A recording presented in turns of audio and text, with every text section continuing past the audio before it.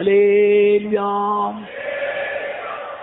கர்த்தருடைய கிருபையினால் 2013 ஆண்டு பிப்ரவரி மாதம் 4ஆம் தேதி நான் இங்கு மாறுதலாகி வந்தேன். ದೇವರ ಕೃಪೆಯಿಂದ ನಾನು 2013ನೇ ವರ್ಷದ February By the grace of God, I was transferred as the assistant pastor on February 4th, 2013 here to Gethsemane.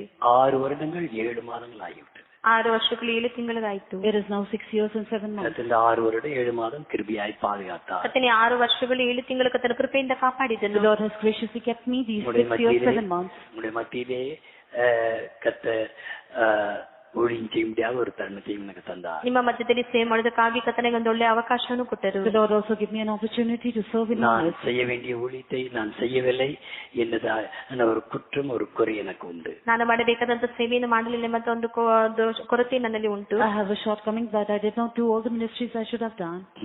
ஆனாலும் என்னால் இந்த ஊழியங்களை செய்ய கர்த்தர் எனக்கு உதவி செய்தார். ಆದರೂ ನನ್ನಿಂದ ಸಾಧ್ಯವಾದಂತ ಸೇವೆಗಳನ್ನು ಮಾಡೋದಕ್ಕೆ ಕರ್ತನು ನನಗೆ ಸಹಾಯ ಮಾಡಿದರು. The Lord helped me to do the ministries possible by me. இந்த 6 வருட காலம் 7 மாத காலம் 6 வருடம் 7 மாத காலம் நான் உங்கள் மத்தியிலே இருந்து ஊழியம் செய்தேன் என்று சொல்வதற்கு பதிலாக இந்த 6 வருடம் 7 மாத காலம் நீங்கள் எப்படித்தான் என்னை பொறுத்து சகித்துக் கொண்டிருந்தீர்களோ எனக்கு தெரியவில்லை. ಈ 6 ವರ್ಷ ಕಾಲವಾದದ್ದು ನಾನು ನಿಮ್ಮ ಮಧ್ಯದಲ್ಲಿ ಇದ್ದು ಸೇವೆ ಮಾಡಿದ್ದೇನೆ ಎಂಬುದಾಗಿ ಹೇಳುವುದಕ್ಕಿಂತಲೂ ನೀವು ನನ್ನನ್ನು ಎಷ್ಟರ ಮಟ್ಟಿಗೆ ಸಹಿಸಿ ಹೊತ್ತುಕೊಂಡಿರಿ ಎಂಬುದಾಗಿ ಹೇಳಲು ಸಾಧ್ಯವಾಗುವುದಿಲ್ಲ. Rather than saying that I ministered in your midst for these 6 years and 7 months, I should ask, how did you bear me these 6 years and 7 months? 1 மாதம் பொறுத்துக்கலாம், 2 மாதம் 6 வருடம் 7 மாதம் நீங்கள் என்னை பொறுத்து கொண்டிருந்தீர்கள். நீங்கள் தான் என்னை சுமந்து கொண்டு சகித்துக் கொண்டிருந்தீர்கள். ಈ 6 ವರ್ಷ 7 ತಿಂಗಳಾದದ್ದು ನೀವೇ ನನ್ನನ್ನು ಹೊತ್ತುಕೊಂಡು ಸಹಿಸಿಕೊಂಡಿರಿ. It was you who suffered me and bore me for these 6 years and 7 months. ಅದಕ್ಕೆ ನಾನು மிகவும் நன்றியா இருக்கிறேன். ಅದಕ್ಕೆ ನಾನು ಬಹಳ ಕೃತಜ್ಞನಾಗಿದ್ದೇನೆ. I am much grateful for that. கர்த்தர் நிச்சயமாக உங்களை அனைவரையும் ஆசீர்வதிப்பார். ಕರ್ತನು ನಿಶ್ಚಯವಾಗಿ ನಿಮ್ಮೆಲ್ಲರನ್ನು ಆಶೀರ್ವದಿಸುವನು. The Lord will surely bless all of you. சித்தமானால் கடலூர் மாற்றமாகி நான் செல்கிறேன். ಕರ್ತನ ಚಿತ್ತವಾದರೆ ಕಡಲೂರಿಗೆ ನಾನು ವರ್ಗಾವಣೆಯಾಗಿ ಹೋಗುತ್ತಿದ್ದೇನೆ. If it is the will of God, I am being transferred to Kadalur. எப்பொழுது போக வேண்டும் என்பது சரியாக சொல்ல முடியாது. திங்களோ செவ்வையோ புதனோ நான் எப்பொழுது வேண்டுமானாலும் புறப்பட்டு போய்விடலாம். ಯಾವಾಗ ಹೋಗುತ್ತೇನೆ ಎಂಬುದಾಗಿ ಇನ್ನೂ ಸರಿಯಾಗಿ ತಿಳಿದಿರುವುದಿಲ್ಲ. ಸೋಮವಾರ, ಮಂಗಳವಾರ, ಬುಧವಾರ ಯಾವಾಗ ಎಂಬುದಾಗಿ ಗೊತ್ತಿಲ್ಲ. I don't yet know when I have to go. It may be either Monday, Tuesday or Wednesday. அதனால நீங்கள் ஸ்பெஷலா வீட்டுக்கு கூப்பிடுவதோ ஸ்பெஷலா வந்து பார்ப்பதோ அது தேவையில்லை என்று நினைக்கிறேன். ವಿಶೇಷವಾಗಿ ಮನೆಗಳಿಗೆ ಕರೆಯುವುದು ಅಲ್ಲ, ವಿಶೇಷವಾಗಿ ನಾನು ನೋಡಬೇಕೆಂಬುದಾಗಿ ಬಯಸುವುದು ಅವಶ್ಯಕತೆ ಇಲ್ಲ ಎಂಬುದಾಗಿ ನೆನೆಸುತ್ತೇನೆ. Therefore I think there is no need for you to specially call me to your homes or come and specially visit me. அதனால இப்பொழுதே எல்லாரும் சேர்ந்து அதற்காக நன்றி செலுத்தி விடுங்கள். ಆದ್ದರಿಂದ ಈಗಲೇ ಎಲ್ಲರೂ ಅದಕ್ಕಾಗಿ ಸೇರಿ ಕೃತಜ್ಞತೆಯನ್ನು ಸಲ್ಲಿಸಿರಿ. Therefore all together now you can offer your thanks for that. ஒரு இடத்துக்கு தேவையான கிருபைக்காக ஜெபித்துக் கொள்ளுங்கள். ಹೋಗುವಂತ ಸ್ಥಳಕ್ಕೆ ಬೇಕಾದಂತ ಕೃಪೆಗಾಗಿ ಪ್ರಾರ್ಥಿಸಿಕೊಳ್ಳಿರಿ. And kindly pray for me that I may have the grace to the place where I go. என்னுடைய 36 வருட ஊழியத்திலே நான் மிகவும் குறைந்த எண்ணிக்கையில் தான் நான் டிரான்ஸ்பர் செய்யப்பட்டிருக்கிறேன். அதாவது இது 9வது டிரான்ஸ்பர், அவ்வளவுதான். ನನ್ನ 36 ವರ್ಷಗಳ ಸೇವೆಯಲ್ಲಿ ನಾನು ಕಡಿಮೆ ವರ್ಗಾವಣೆಗಳೇ ನನ್ನಲ್ಲಿ ನಡೆದಿರುತ್ತವೆ. ಇದು 9ನೇ ವರ್ಗಾವಣೆಯಾಗಿ ಇದು ಕಾಣಲ್ಪಡುತ್ತಿದೆ. In my 36 years of ministry I have been transferred only a few times. This is only my 9th transfer. நான் போகும்பொழுதெல்லாம் நான் சபையாருக்கு ஒரு ரெக்வெஸ்ட் செய்வதுண்டு. ನಾನು ಹೋಗುವಾಗಲ್ಲ ಸಭೆಯವರಿಗೆ ನಾನು ಒಂದು ಬೇಡಿಕೆಯನ್ನು ತಿಳಿಸುವುದುಂಟು. Each time I transfer I make a request to the church. சில நாட்கள் என்னை சகித்தீர்கள். ಇಷ್ಟು ದಿನಗಳು ನನ್ನನ್ನು ಸಹಿಸಿದ್ದೀರಿ. So many days you suffered. இனிமேல் என்னுடைய பெயரை சொல்லி 2 ஸ்தோத்திரங்கள் ஒவ்வொரு நாளும் நீங்கள் போட வேண்டும். ನೀವು ಒಂದು ದಿನವೂ ಇನ್ನು ಮುಂದೆ 2 ಸ್ತೋತ್ರಗಳನ್ನು ಹೇಳಿ ನನ್ನ ಹೆಸರನ್ನು ಹೇಳಿ ನನ್ನ ಸ್ತೋತ್ರ ಮಾಡಬೇಕು. Henceforth every day you should offer up at least 2 praises for me. நான் உங்களிடத்திலே கேட்டுக்கொள்வது எதிர்பார்ப்பது வந்து ஒன்றுதான். ನಾನು ನಿಮ್ಮ ಬಳಿಯಲ್ಲಿ ಕೇಳಿಕೊಳ್ಳುವುದು ಇದು ಮಾತ್ರವೇ. This is the only thing I ask of you and expect of you. பெயரை சொல்லி 2 ஸ்தோத்திரம் போடுங்க. ನನ್ನ ಹೆಸರನ್ನು ಹೇಳಿ 2 ಸ್ತೋತ್ರ ಮಾಡಿರಿ. Say my name and offer up 2 praises. ஒரு ஆள் சொன்னார் 2 ஸ்தோத்திரம் 2000 ஸ்தோத்திரம் கூட போடுறேன்னு சொன்னார். 2 மாதங்களுக்கு கேட்டவருக்கு ஐயையோ மறந்து போய்விட்டு என்று சொல்கிறார். ಒಬ್ಬರು ಹೇಳಿದರೆ 2 ಸ್ತೋತ್ರ 2000 ಸ್ತೋತ್ರ ಎಂಬುದಾಗಿ ಹೇಳಿದರು. ನಂತರ ಅವರ ಬಳಿ ಕೇಳಿದಾಗ ಅಯ್ಯೋ ಮರೆತು ಬಿಟ್ಟೆನೆ ಎಂಬುದಾಗಿ ಹೇಳಿದರು. A person told me why 2 praises? I'll offer up 2000 praises. When I asked him after 2 months, he said I forgot. எனக்காக செய்த எல்லா உதவிகளுக்காகவும் ஜெபத்தில தாய்மைக்காகவும் நான் கர்த்தருக்கு நன்றியா இருக்கேன். ನನಗೆ ಮಾಡಿದ ಎಲ್ಲ ಸಹಾಯಕ್ಕಾಗಿ ಪ್ರಾರ್ಥನೆಯಲ್ಲಿ ನನ್ನ ಆಧರಿಸಿದ್ದಕ್ಕಾಗಿ ನಾನು ಬಹಳ ಕೃತಜ್ಞನಾಗಿದ್ದೇನೆ. I am thankful in the Lord for all the help that you did for me and for you bearing me in your prayers. நான் மனப்பூர்வமா யாருக்கும் இந்த விதமான தீமை செய்ததாக எனக்கு இல்லை, எனக்கு தெரியவில்லை. ನಾನು ಮನಪೂರ್ವಕವಾಗಿ ಯಾರಿಗಾದರೂ ಏನಾದರೂ ಕೇಡು ಮಾಡಿದ್ದಾಗಿ ನನಗೆ ಗೊತ್ತಿಲ್ಲ. I don't know whether I have wrongfully done any evil to anyone. இரண்டு வார்த்தையினால், இரண்டு கிரியினால், இரண்டு நடக்கினால் யாராயிலும் துக்கப்பட்டிருந்தால், சிசமாக யாராயிலும் அதைரியப்பட்டிருந்தால் தயவு செய்து அதற்காக மனஸ்தாபப்படுகிறேன், மன்னித்துக் கொள்ளுங்கள். ನನ್ನ ಮಾತಿನಿಂದಲೋ ಕ್ರಿಯೆಯಿಂದಲೋ ನಡತೆಯಿಂದಲೋ ಯಾರನ್ನು ದುಃಖಪಡಿಸಿರುವುದಾದರೆ ನಾನು ಕ್ಷಮಾಪಣೆ ಕೇಳುತ್ತೇನೆ, ದಯವಿಟ್ಟು ಕ್ಷಮಿಸಿರಿ. But if I have grieved anyone by my words or by my work, especially if anyone has been hindered because of it, offended because of it, kindly forgive me.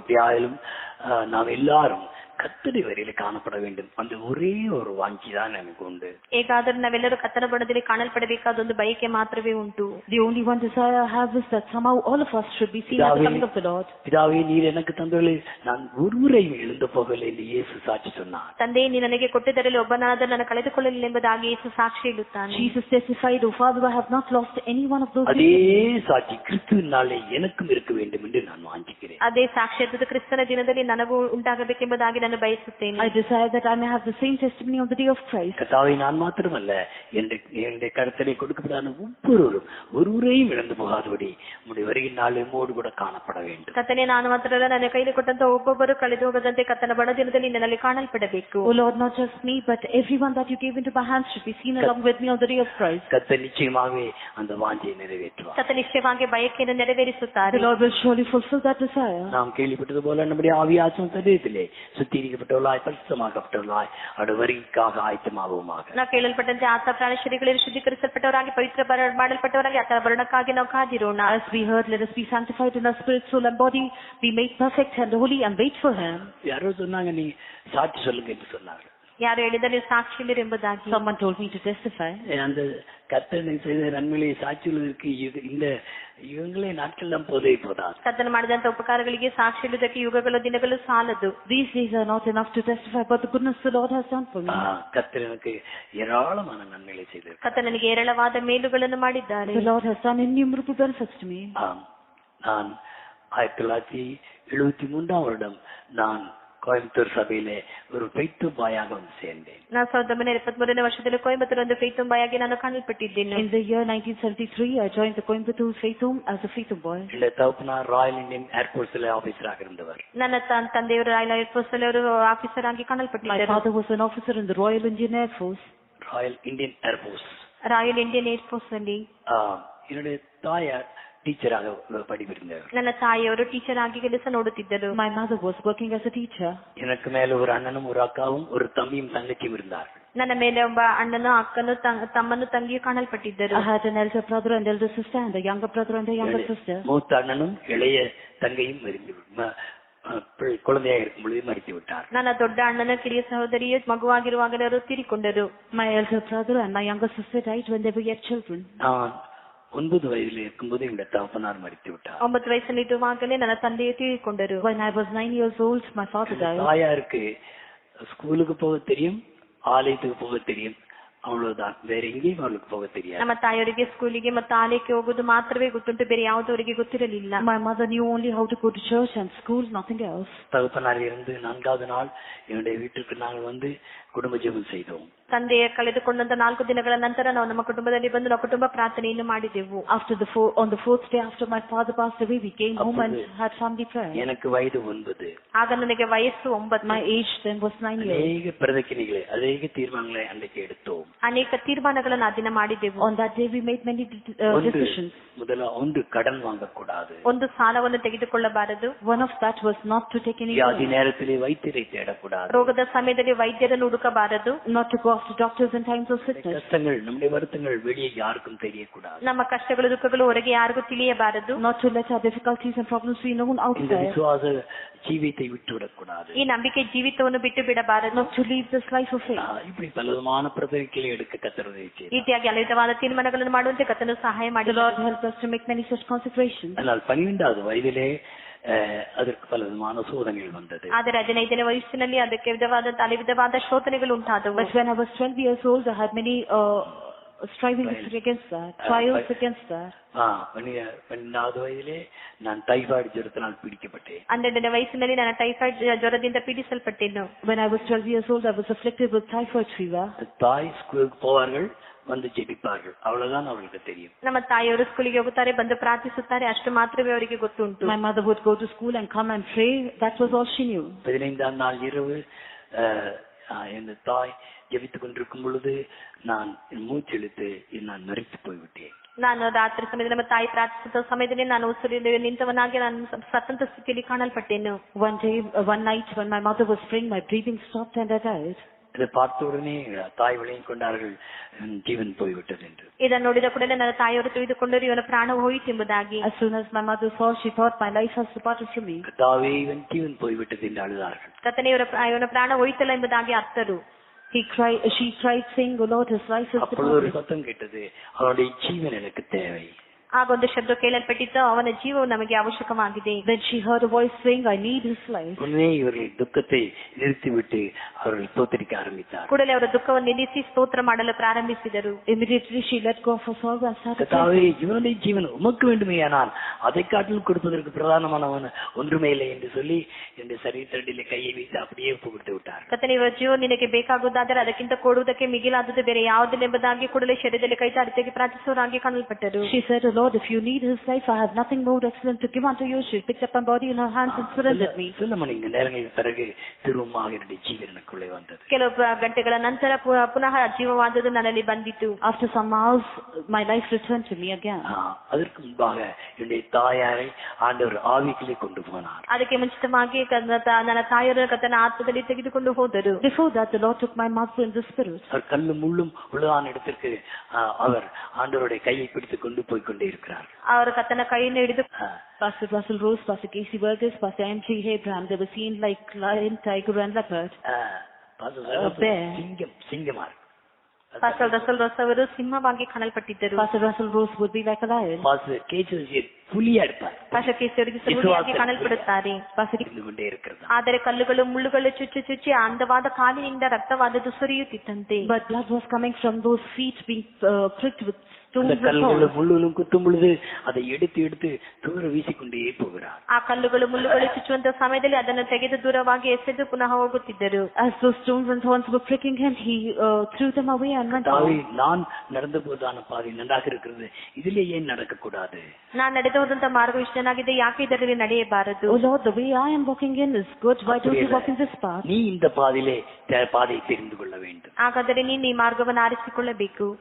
இந்த பாதையிலே நீ நடந்து வர வேண்டும். ಈ ಮಾರ್ಗದಲ್ಲಿ ನೀನು ನಡೆದು ಬರಬೇಕು. You should walk in this path. ஆண்டவர் என்ன தாயோடு பேசினார். ಕರ್ತನ ತಾಯಿಯ ಬಳಿ ಮಾತನಾಡಿದರಂತೆ.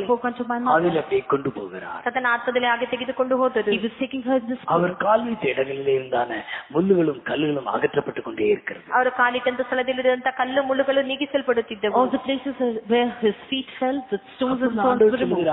என்னுடைய அடிச்சுவடு மீது உள்ள பாதத்தை ஜாக்கிரதையாக வைத்து வருவாயானால் உன்னுடைய பாதம் ஒரு காலும் காயப்படவே காயப்படாது. ಆಗ ಕರ್ತನು ಹೇಳಿದಂತೆ, ನನ್ನ ಹೆಜ್ಜೆ ಜಾಡಿನ ಮೇಲೆ ನಿನ್ನ ಪಾದಗಳನ್ನು ಇಡುವುದಾದರೆ ನಿನ್ನ ಕಾಲುಗಳು ಎಂದಿಗೂ ಗಾಯ ಹೊಂದುವುದಿಲ್ಲ. The Lord said, if you keep your feet in my footsteps, your feet shall never be wounded.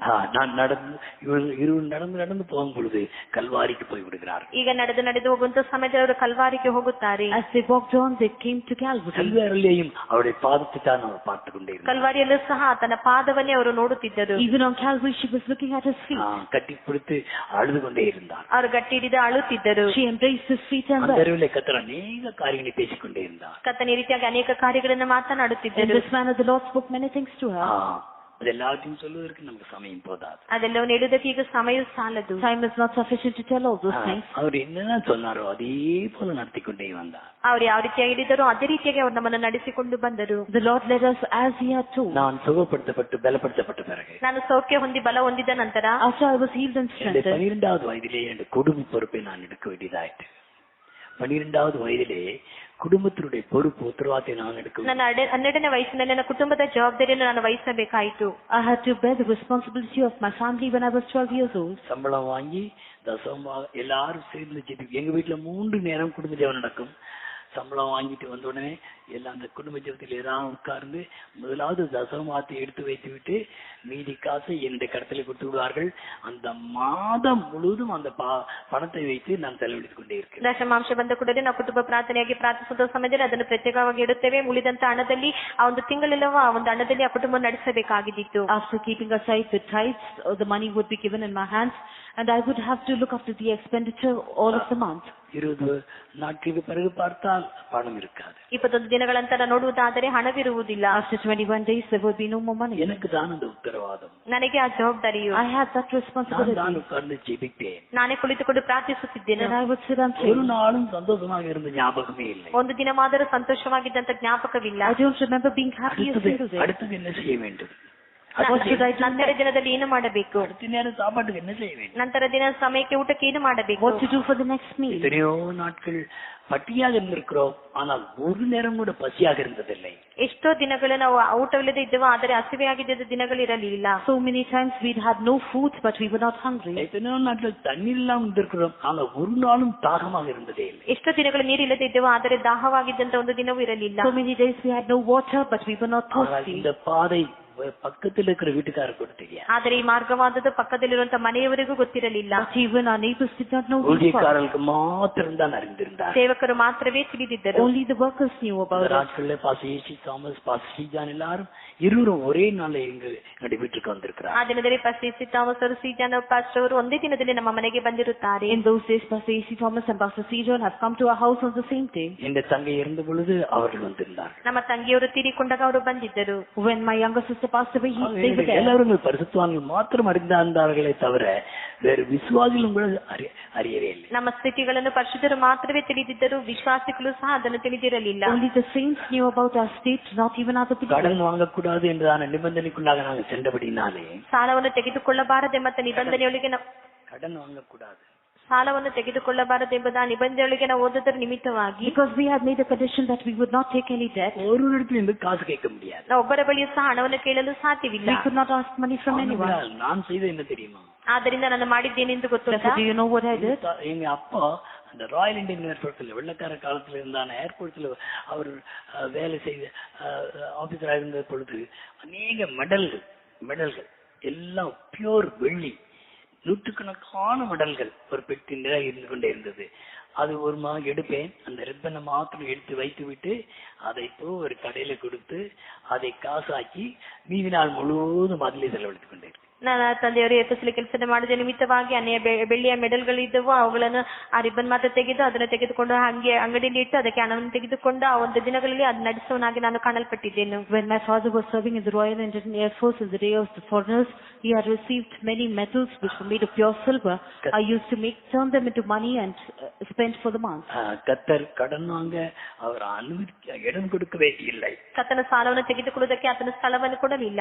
The Lord never gave us room to take debt. தீர்மானங்களை கத்தர் கனம் பண்ணினார். ದೇವರ ಸಮ್ಮುಖದಲ್ಲಿ ಮಾಡಿದಂತ ತೀರ್ಮಾನಗಳನ್ನು ಕರ್ತನು ಘನಪಡಿಸಿದನು. The Lord honored the decisions we made in His presence. இதுவரைக்கும் கத்தர் அப்படியாக விசுவாச ஜீவியத்தை நடத்தி கொண்டு போகிறார். ಇದುವರೆಗೂ ಕರ್ತನ ನಂಬಿಕೆ ಜೀವಿತದಲ್ಲಿ ನನ್ನ ನಡೆಸುತ್ತಿದ್ದಾರೆ. Till today the Lord is leading me in that life of faith. தாயார் தான் இந்த பக்திக்குள்ளே வழிநடத்த காரணமாயிருந்தார். ತಾಯಿಯೇ ನಮ್ಮನ್ನು ಭಕ್ತಿಯಲ್ಲಿ ಬೆಳೆಸುವುದಕ್ಕೆ ಕಾರಣವಾಗಿ ಕಾಣಲ್ಪಟ್ಟರು. Our mother was the reason to bring us up in a devout manner. இந்த தாய் படுத்து தூங்கினதை நான் பார்த்ததே இல்லை.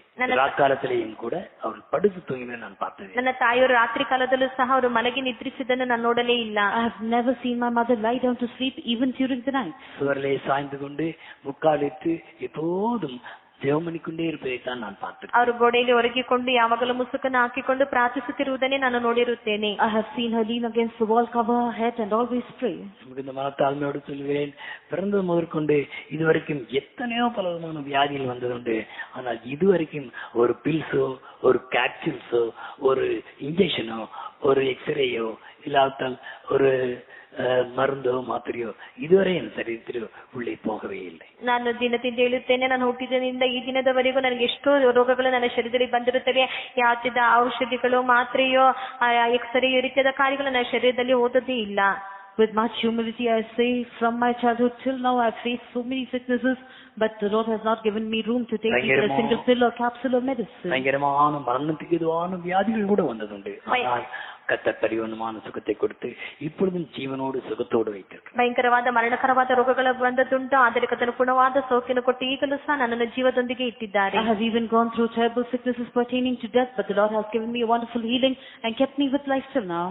கோயம்புத்தூர் சபை சென்று வைத்தோங்களே, நான் வைத்தம்பாயாக இருந்த பொழுது 1976 வருடம் கர்த்தருக்கு பரிசுத்தம் என்ற வார்த்தையோடு கர்த்தர் என்னை அழைத்தார், ஊழியத்திற்காக அழைத்தார். ನಾನು 1976ನೇ ವರ್ಷದಲ್ಲಿ ನಾನು ಕೊಯಂಬತ್ತೂರು ಸೆಂಟರ್ ಫೀತಂಬಾಗಿದ್ದ ಸಮಯದಲ್ಲಿ ಕರ್ತನಿಗೆ ಪರಿಶುದ್ಧತೆ ಅಂತ ಮಾತಿನೊಂದಿಗೆ ಕರ್ತನ ಸೇವೆಗಾಗಿ ಕರ್ತನ ನನ್ನನ್ನು ಕರೆದರು. When I was a Faithum boy in the Coimbatore Faithum in the year 1976, the Lord called me with the word holiness unto the Lord. Pastor KC Varghese, pastor MG Abraham இவர்கள் தான் என்னை விசுவாசத்திலே அவர்கள் வளர்த்து கொண்டு வந்தார்கள். ಇವರೇ ಈ ಪಾಲಕರೇ ನನ್ನನ್ನು ನಂಬಿಕೆ ಜೀವಿತದಲ್ಲಿ ಬೆಳೆಸುತ್ತಾ ಬಂದರು. These pastors built me up in the faith life. Pastor Russell Rose, pastor KC Varghese, pastor MG Abraham, சிங்கம், புலி, கரடி. Pastor Russell Rose, Pastor Casey Burgess, Pastor M.G. Abraham, they were seen like lion, tiger and leopard. சிங்கமா pastor Russell Rose ಅವರು ಸಿಂಹವಾಗಿ ಕಾಣಲ್ಪಟ್ಟಿದ್ದರು. Pastor Russell Rose would be like a lion. Pastor Casey புலியா இருப்பார். Pastor Casey ಅವರಿಗೆ ಹುಲಿಯಾಗಿ ಕಾಣಲ್ಪಡುತ್ತಾರೆ. Pastor Casey Burgess would be like a tiger. MG Abraham எல்லாத்துக்கும் மேல அவர் கரடியாக இருப்பார். Pastor MG. ಅಬ್ರಹಾಂ ಅವರು ಕರಡಿಯಾಗಿ ಕಾಣಲ್ಪಡುತ್ತಾರೆ. M.G. Abraham would be like a bear. ವಯದಿலே ಅವರ ಕರತಿலே ವளர ಕರ್ತರ್ எனக்கு உதவி. ಚಿಕ್ಕ ವಯಸ್ಸಿನಿಂದಲೇ ಅವರ ಕೈಯಲ್ಲಿ ಬೆಳೆಯುವುದಕ್ಕೆ ಕರ್ತನ ನನಗೆ ಸಹಾಯ ಮಾಡಿದರು. God helped me to grow up in the hands from my small age. எவ்வளவு பெரிய பாடுகள், பிரச்சனைகள் இல்லாவிட்டால் கடினமாக இதெல்லாம் கர்த்தர் அதெல்லாம் படிப்பாக்கி கொண்டு அந்த ஊழித்து கொண்டு. ಎಷ್ಟೋ ಬಾಧೆಗಳು ಸಮಸ್ಯೆಗಳು ಬಂದಾಗಲೂ ಸಹ ಕರ್ತನವೆಲ್ಲವನ್ನು ನನಗೆ ಅಭ್ಯಾಸಿಸುತ್ತಾ ಬಂದರು. Therefore the Lord helped me to be exercised, practiced in whatever sufferings or afflictions. 76 வருடத்திலே நான் ஊழித்துக்கு அழைக்கப்பட்டாலும் கூட 1976ನೇ ವರ್ಷದಲ್ಲಿ ಸೇವೆಗಾಗಿ ಕರೆಯಲ್ಪಟ್ಟರು ಸಹ, though I was called for the ministry in the year 76, இந்த பாஸ்டர்கள் யாரும் என்னை ஊழித்துக்கு அனுமதிக்கவில்லை, விடவில்லை. ಈ ಪಾಲಕರು ಯಾರು ನನ್ನ ಸೇವೆಗಾಗಿ ಅನುಮತಿಸಲಿಲ್ಲ. None of these pastors permitted me to go for the ministry. 84 வருடம் நான் இந்த ஊழியத்துக்காக வேர்பிரிக்கப்பட்டேன். 84ನೇ ವರ್ಷದಲ್ಲಿ ಸೇವೆಗಾಗಿ ನಾನು ಪ್ರತ್ಯೇಕಿಸಲ್ಪಟ್ಟೆನು. I was separated for this ministry in the year 1984. நான் வேலையை ரிசைன் செய்து நான் அலுவலக டிபார்ட்மெண்ட்ல வேலை செய்து கொண்டிருந்தேன். அதை ரிசைன் செய்து ராஜினாமா செய்து கர்த்தருடைய ஊழியத்துக்காக வந்தேன். ನಾನು ಕೆಲಸ ಮಾಡ್ತಿದ್ದೆ, ನಾನು ಕೆಲಸಕ್ಕೆ ರಾಜೀನಾಮೆ ಮಾಡಿ ನಾನು ಕರ್ತನ ಸೇವೆಗಾಗಿ ಬಂದೆನು. I was working in the animal husbandry department. I resigned my work and came for the ministry. கர்த்தர் ஊழியத்தில் என்னை பாதுகாத்தார். ಕರ್ತನ ಪೂರ್ಣವಾಗಿ ಕರ್ತನ ಸೇವೆಯಲ್ಲಿ ನನ್ನನ್ನು ಕಾಪಾಡಿದನು. Till now the Lord has preserved me in this ministry. 19 வருடம் தமிழ்நாடு சென்னையிலே ஊழியம் செய்ய உதவி செய்தார். 19 ವರ್ಷಗಳು ಚೆನ್ನೈಯಲ್ಲಿ ಸೇವೆ ಮಾಡುತ್ತಾ ಬರಲು ಕರ್ತನು ಸಹಾಯ ಮಾಡಿದನು. For 19 years the Lord helped me to minister in Chennai. 2003 வருடம் ஜனவரி மாதம் 4ஆம் தேதி நான் இங்கு பெங்களூர் மாற்றப்பட்டேன். 2003ನೇ ವರ್ಷದಲ್ಲಿ ಒಂದು ಬೆಂಗಳೂರಿಗೆ ನಾನು ವರ್ಗಾವಣೆಯಾಗಿ ಬಂದೆನು. On January 4th year 2003 I came to Bangalore. இதுவரைக்கும் கர்த்தருக்கு ஊழியம் செய்யும்படியாக கர்த்தர் கொடுத்த கிருபைக்காய் நான் கர்த்தருக்கு நன்றியா இருக்கேன். ಇದುವರೆಗೂ ಕರ್ತನ ಸೇವೆ ಮಾಡೋದಕ್ಕಾಗಿ ಕರ್ತನ ಕೊಟ್ಟಂತ ಕೃಪೆಗಾಗಿ ನಾನು ಕೃತಜ್ಞನಾಗಿ ಕಾಣಲ್ಪಡುತ್ತೇನೆ. I am grateful to the Lord for the grace He has given me thus far to minister. நீங்களும் எனக்காக ஜெபித்துக்கொள்ளுங்கள். ನೀವು ಸಹ ನನಗಾಗಿ ಪ್ರಾರ್ಥಿಸಿಕೊಳ್ಳಿ. You also kindly pray for me. கர்த்தர் மட்டும் நடத்தினபடியால் கர்த்தரை நன்றியோடு ஸ்தோத்திரிப்போம். ಕರ್ತನ ಇದುವರೆಗೂ ನಡೆಸಿದ್ದಕ್ಕಾಗಿ ಕೃತಜ್ಞತೆಯಿಂದ ಸ್ತೋತ್ರ ಮಾಡೋಣ. Because the Lord has graciously led me thus far to this praise God. ಸ್ತೋತ್ರ ಸ್ತೋತ್ರ ಸ್ತೋತ್ರ ಸ್ತೋತ್ರ ಸ್ತೋತ್ರ ಸ್ತೋತ್ರ ಸ್ತೋತ್ರ ಸ್ತೋತ್ರ ಸ್ತೋತ್ರ ಸ್ತೋತ್ರ ಸ್ತೋತ್ರ